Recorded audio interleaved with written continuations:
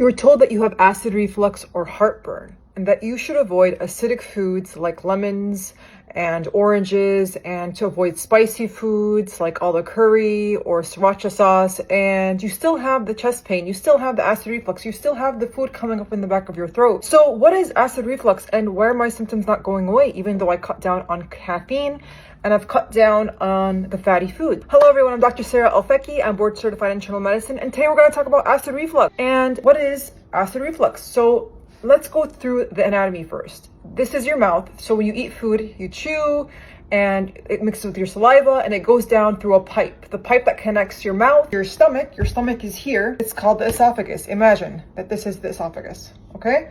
All right, this is the esophagus, and your stomach is over here. So you can have pain here from acid reflux or from heartburn, or you have it here.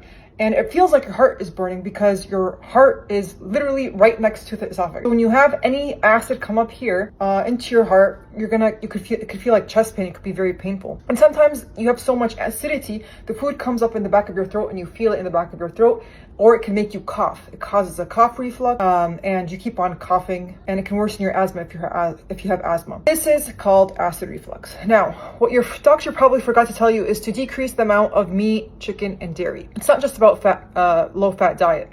So if you decrease the fat, say you eat 97% fat-free chicken, 97% fat-free beef, it still has the animal protein. Is so rough and thick and difficult to digest. Your body is secreting a lot of acid. It pours in a lot of acid. That acid eats away at the lining of your stomach. So this is the esophagus, right? The tube. And then down here is the stomach, okay? And it's not that big. It's probably like the size of your fist or two fists. And the lining is this muscle tissue. So when you have acid, it literally eats away.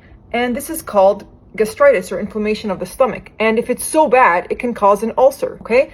Now, that is really painful. And the only way that you could heal this, yes, your doctor is going to give you medications to decrease the acidity of the stomach, but you could do that by diet. And how do you do that? By stopping the meat, the chicken, the cheese especially. Cheese is full of fat and it's very difficult to digest. So that's one thing. Decrease the meat, chicken, and dairy and cheese. The lamb, it doesn't matter what kind of red meat, it doesn't matter what kind of white chicken, just decrease that. The second thing, to decrease caffeine. So whether it's from energy drinks, whether it's from coffee or from tea, switch to decaf.